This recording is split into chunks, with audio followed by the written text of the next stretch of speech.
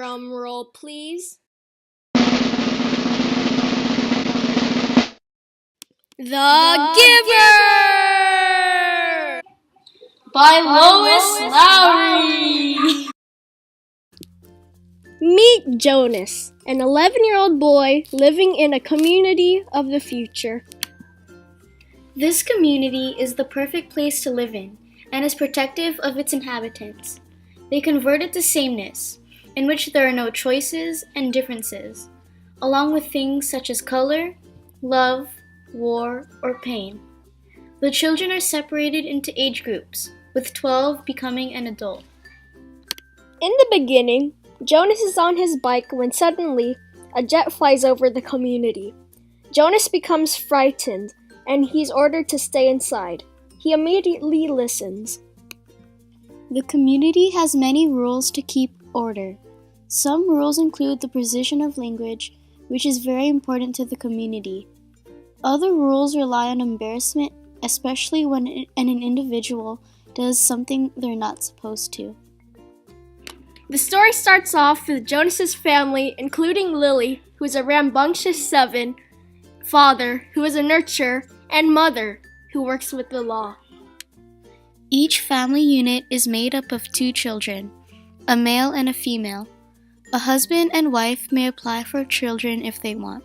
Lily is a 7-year-old girl who is a chatterbox. She is always energetic and blunt sometimes, though she is very knowledgeable for a little girl. Her comfort object is an elephant, which they state is an imaginary creature.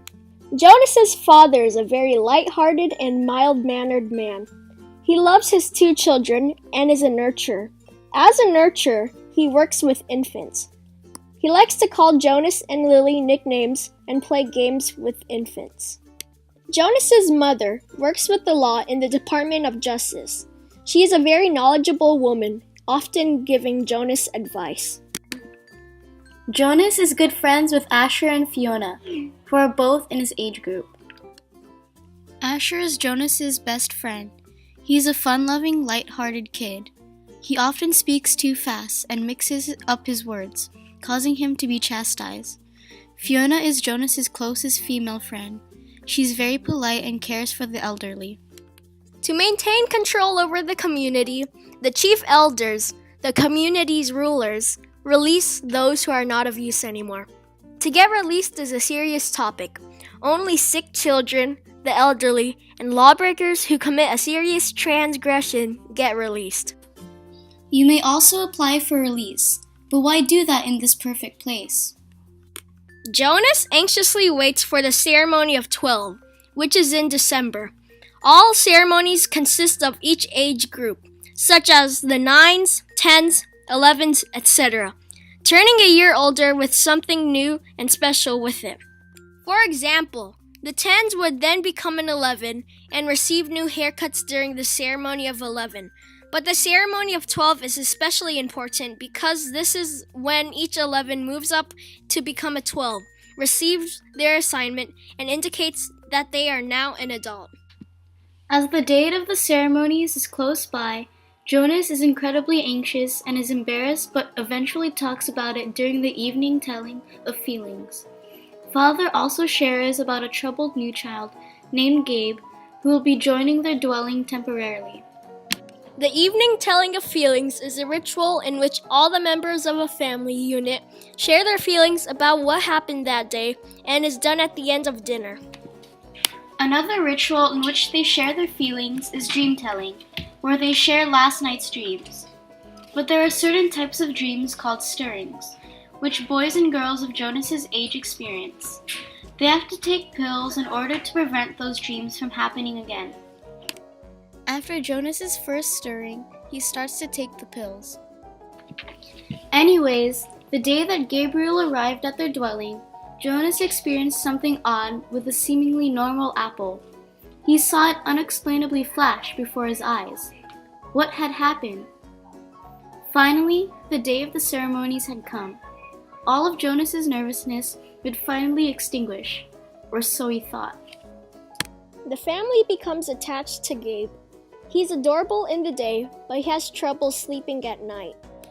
The ceremony went by, and on the second day, the ceremony of 12 has started.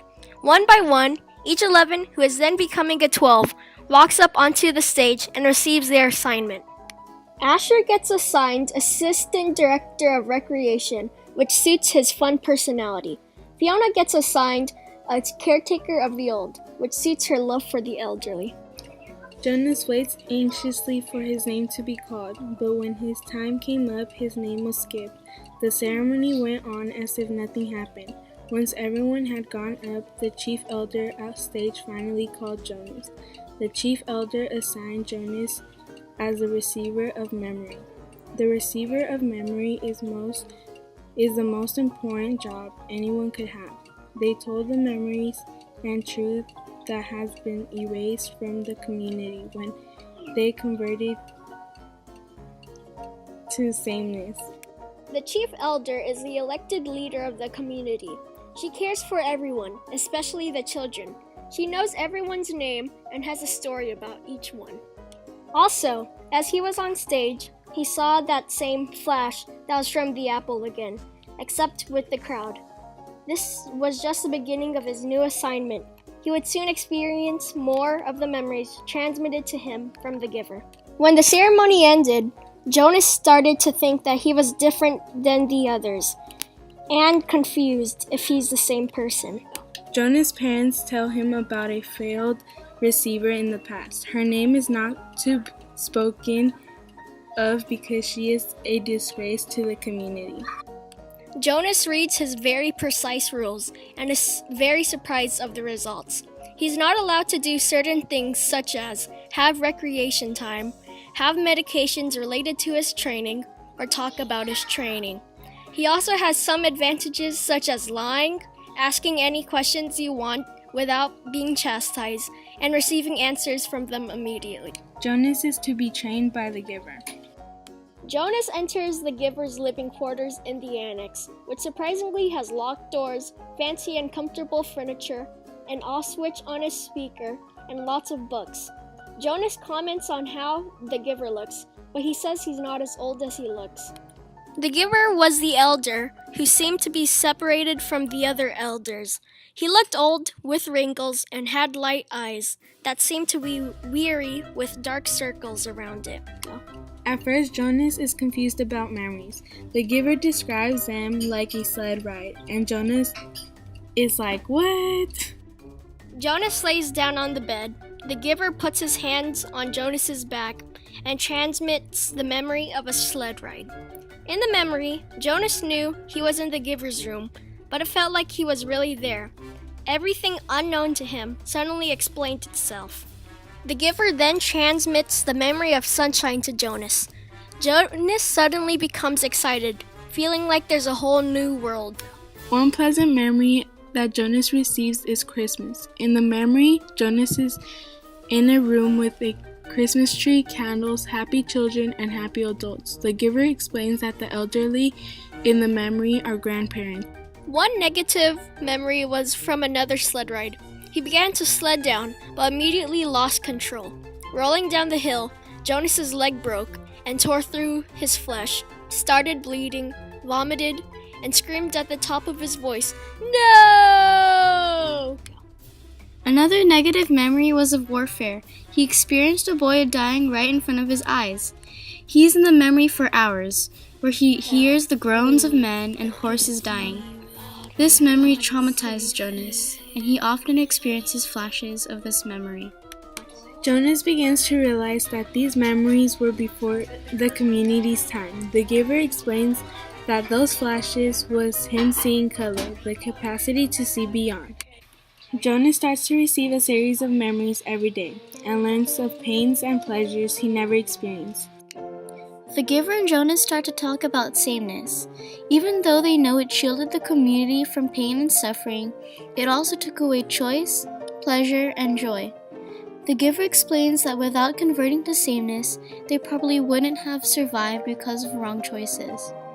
Jonas knows everyone is living a meaningless life. He knows the emotions they feel is nothing compared to the real emotions. To feel more emotions, Jonas stops taking his stirring pills. Jonas asked about the past receiver. The giver states her name was Rosemary. The giver loved Rosemary and couldn't bring himself to give her physical pain, and instead gave her emotional pain, such as poverty and hunger. Just after 5 weeks, Rosemary applies for release, and the giver feels deep remorse. One day, Jonas asked the giver what exactly happened during release. Father had just released the twin earlier that day. The giver asked through his speaker for the video of the release.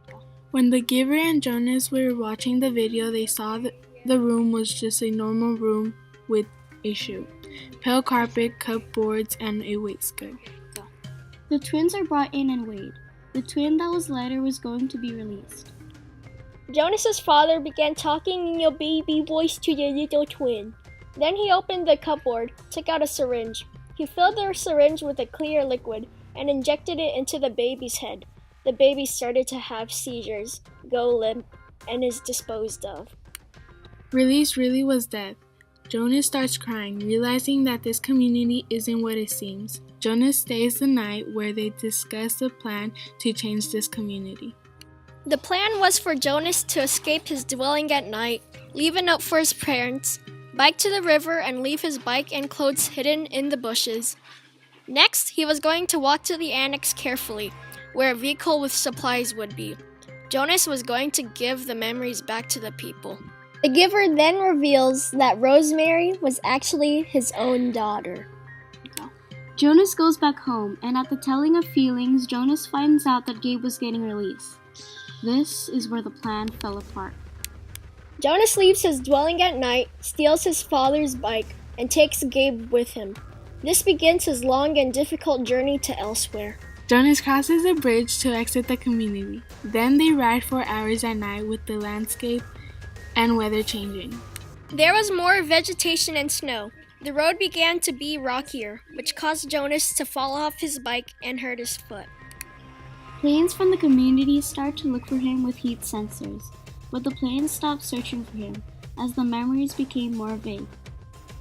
As the landscape was changing even more, Jonas and Gabe also started to see live animals for the first time. The snow became more intense, and Jonas had to abandon his father's bike.